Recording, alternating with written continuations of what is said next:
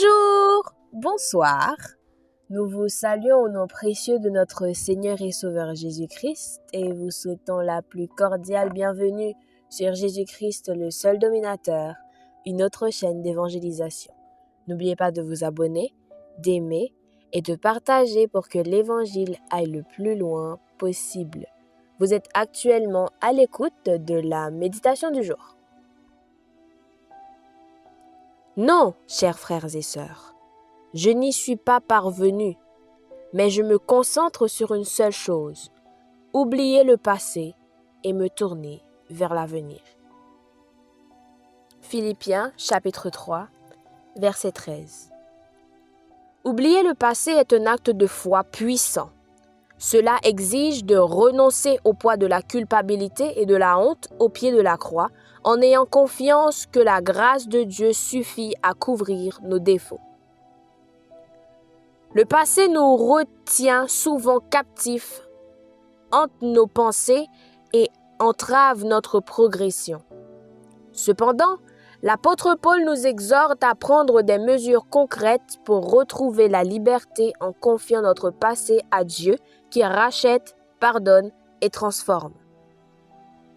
La Bible nous enseigne qu'il existe une tristesse, selon Dieu, qui mène à la repentance et à la liberté de vivre une vie pieuse, plein de joie et de paix, mais qu'il existe aussi une tristesse selon le monde qui mène à la mort.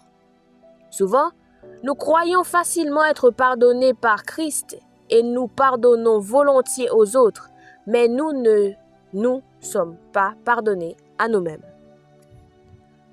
Les regrets passés, les pensées d'indignité et d'échec nous enferment dans une prison de culpabilité et de honte, nous aveuglent à la promesse glorieuse d'un jour nouveau. L'exhortation de Paul met l'accent sur l'acte intentionnel d'oublier le passé.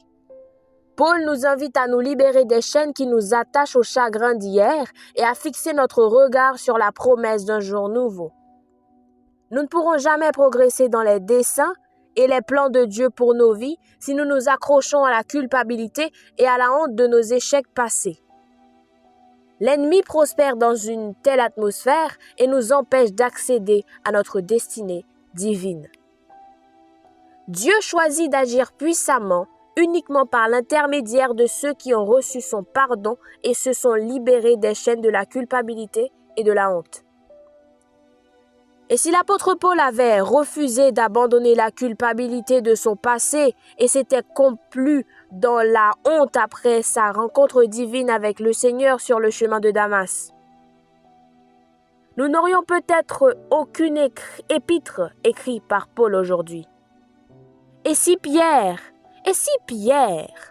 était resté prisonnier de sa culpabilité après avoir renié le Seigneur à 3 reprises? Il n'aurait peut-être pas été l'orateur principal le jour de la Pentecôte. Le message de Pierre était simple. Repentez-vous et que chacun de vous soit baptisé au nom de Jésus-Christ pour le pardon de vos péchés. Pierre avait reçu le pardon du Seigneur et s'était libéré des chaînes de la culpabilité et de la honte. Il pouvait ainsi proclamer avec audace le message de l'Évangile. Êtes-vous déjà libéré de vos chaînes? Le plus souvent, ce sont les chaînes du manque de pardon, de la culpabilité, de la honte et du sentiment d'indignité qui maintiennent les gens dans leur addiction et leur habitude pécheresse. Je le répète, se pardonner à soi-même est un acte de foi très puissant. En abandonnant notre passé et en choisissant d'aller de l'avant, nous nous ouvrons à la puissance sanctifiante du Saint-Esprit. Devenir davantage semblable à Christ exige un effort intentionnel, une coopération avec le feu purificateur de Dieu et une volonté d'accepter le changement. C'est un cheminement marqué par un renouveau et une croissance continue tandis que nous sommes façonnés pour devenir des vases dignes du Maître.